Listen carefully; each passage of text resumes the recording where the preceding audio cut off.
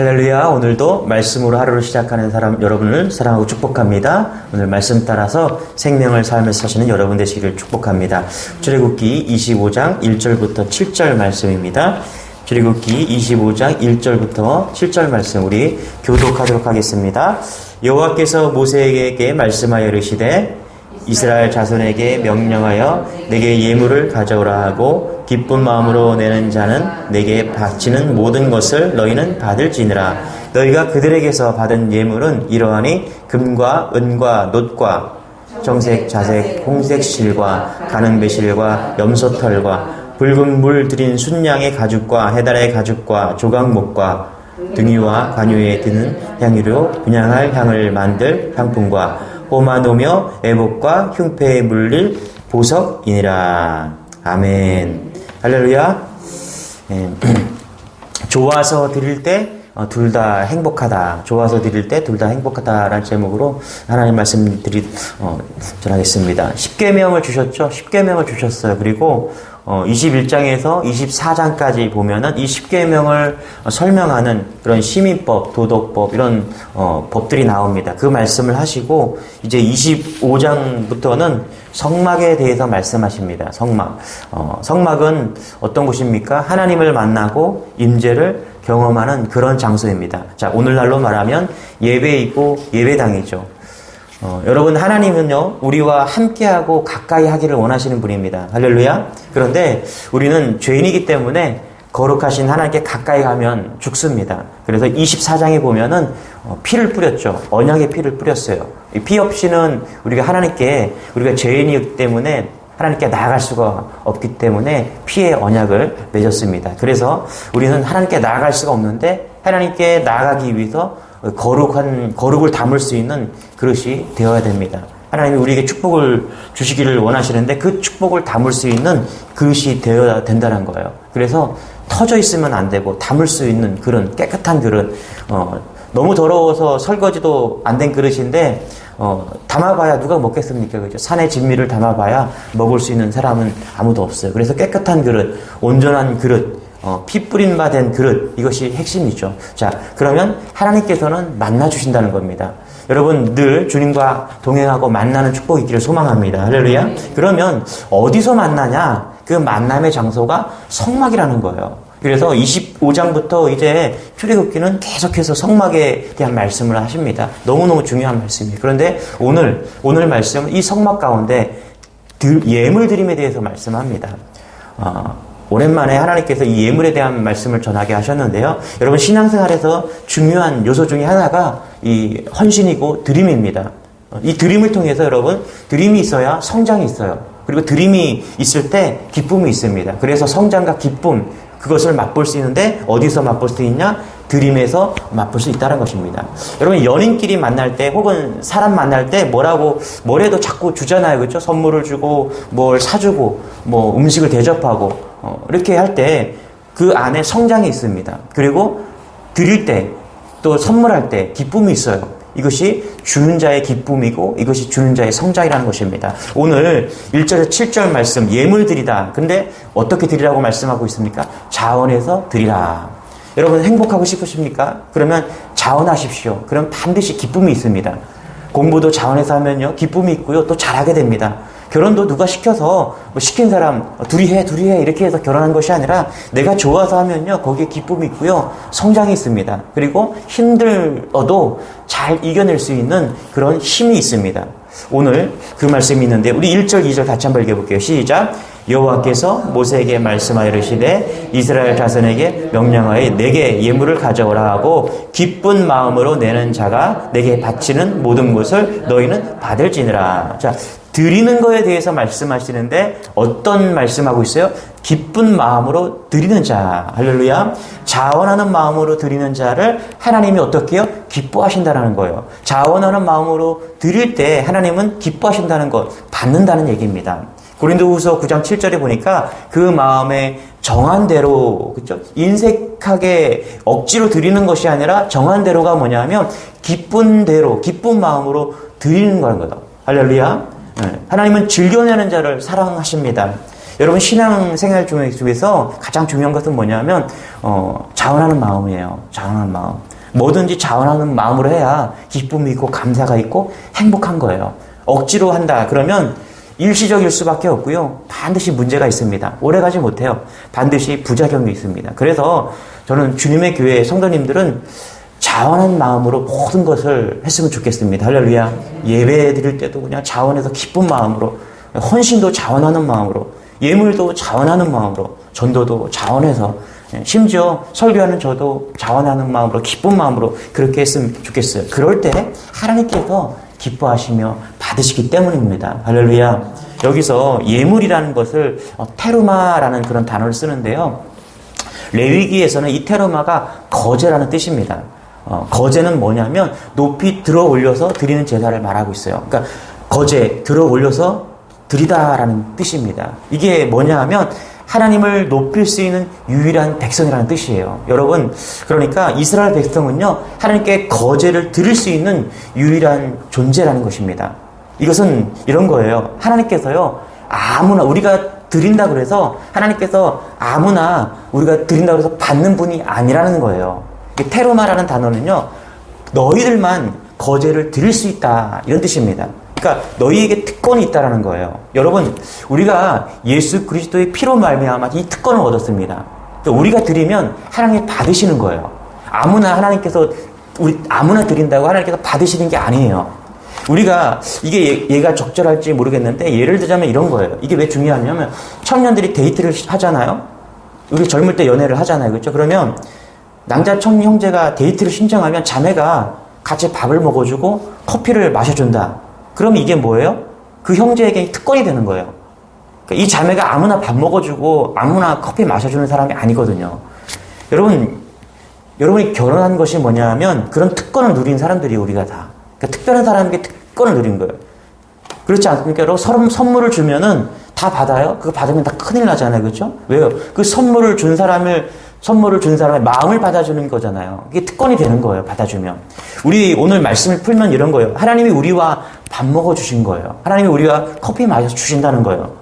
그런데 우리는 예물을 드릴 때 이것을 거꾸로 생각하는 경향이 있어요. 우리가 하나님이 부족한 분이 없으신데 우리가 드리면 그것이 뭐 특권이라고 생각해. 아니에요. 우리가 10만 원을 드리나 100만 원을 드리나 1억을 드리나 하나님은요, 물질이 없을 필요가 없으신 분이세요. 물론 자원해서 드리면 하나님 기뻐하시죠. 기쁘시게 받으세요. 그런데 그렇게 드릴 때 누가 복을 누리냐? 누가 복을 누려요?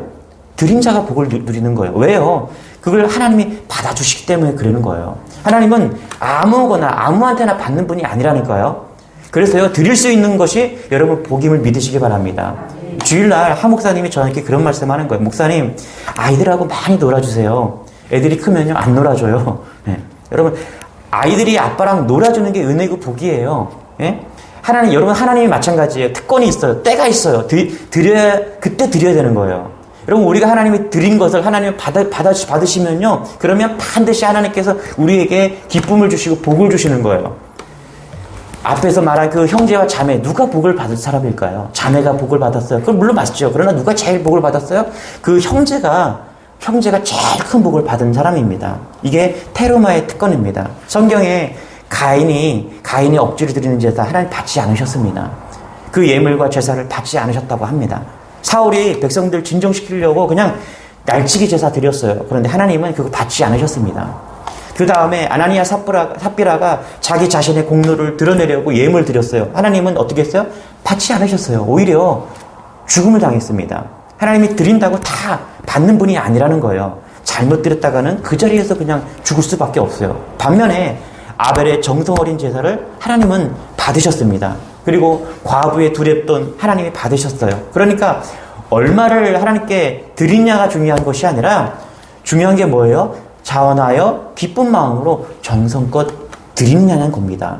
여러분, 다윗은 광야에서 도망하다가 드릴 게 없어서 무엇을 드렸습니까? 찬양을 드렸어요. 찬양을.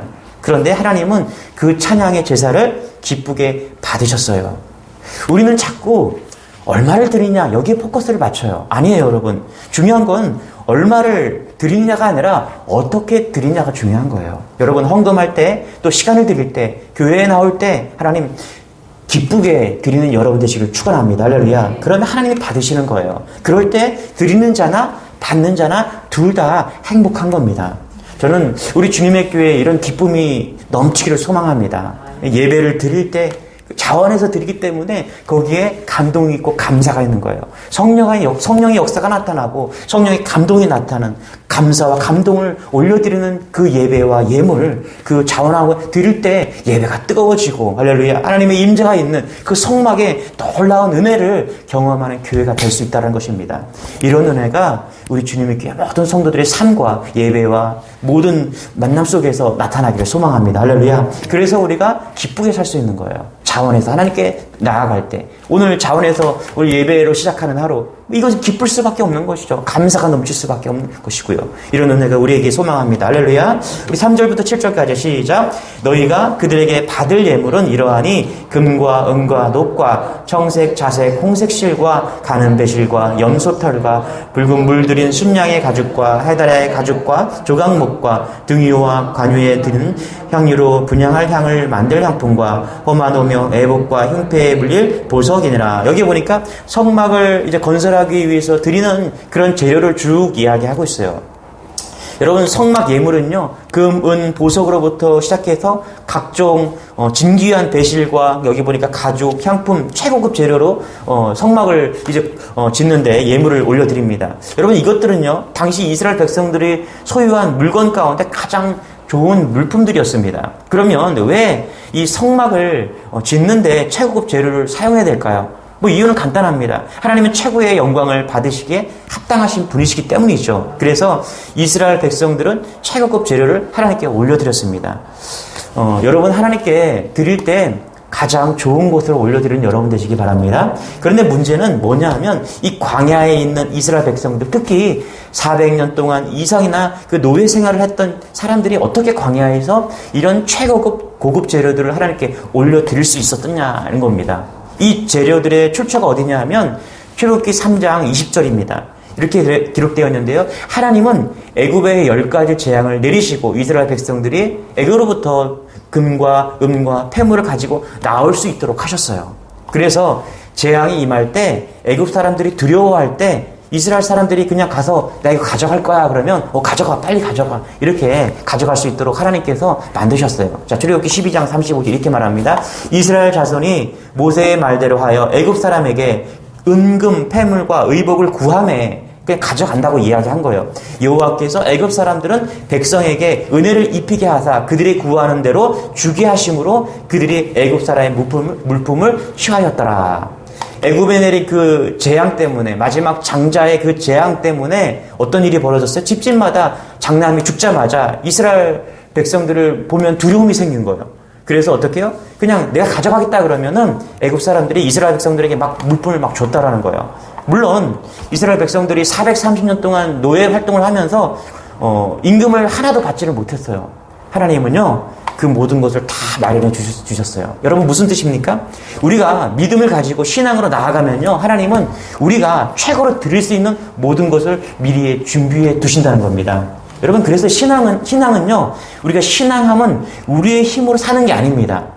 우리의 힘으로 살아가는 것 같죠? 아니에요. 우리가 힘을 빼고 주님이 이끄시는 대로 살아가는 것, 주님이 인도하는 대로 살아가는 것, 그것이 뭐예요? 신앙함입니다. 그래서 여러분이 무엇을 하든 힘을 빼고 주님의 인도함을 받는 겁니다. 그러면 하나님이 미리 예비해 두셨던 모든 것들로 우리를 축복해 만들어 주시는 거예요. 그래서 드릴 수 있는 것도 이미 하나님께서 만들어 놓으시고 드릴 수 있는 그런 것들을 주시는 겁니다. 여러분, 이것을 믿는 여러분 되시기 바랍니다. 할렐루야. 그래서 온전한 예물 드림은요, 드리는 자나 받는 자나 둘 다 기쁨이 있어요. 감사가 있어요. 할렐루야.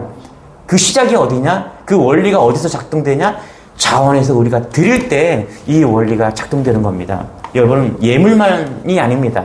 우리 자녀들의 원리도 마찬가지라고 생각합니다. 우리가 우리 자녀를 키울 때 우리의 힘으로 키우는 게 아니에요. 하나님께 올려드리십시오. 그러면 하나님께서 반드시 하나님께서 키우시는 겁니다. 할렐루야. 직장이나 사업의 원리도 마찬가지입니다. 기쁜 마음, 자원하는 마음으로 올려드리세요. 그러면 하나님은 그 모든 일 속에서 놀랍게 받으시고 기쁨으로 돌려주시고 이미 예비해 주신다는 것입니다. 할렐루야. 하나님의 말씀이 육신이 되어 오셨어요, 여러분. 하나님이 안에 거하시고요. 우리 안에 하나님이 거하십니다. 우리 가운데 성막으로 거하고 계세요. 그 거하심 속에서 그 거하심은 하나님의 이미 계획과 아마 순리 가운데 이미 다 준비해 놓으신 거예요. 그래서 우리는 해야 될 것은 뭐냐면 올려드리는 거예요. 기쁨으로. 자원해서 하나님께 드리는 거예요. 그렇게 드릴 때 하나님은 놀랍게 우리에게 다시 돌려주신다는 것입니다.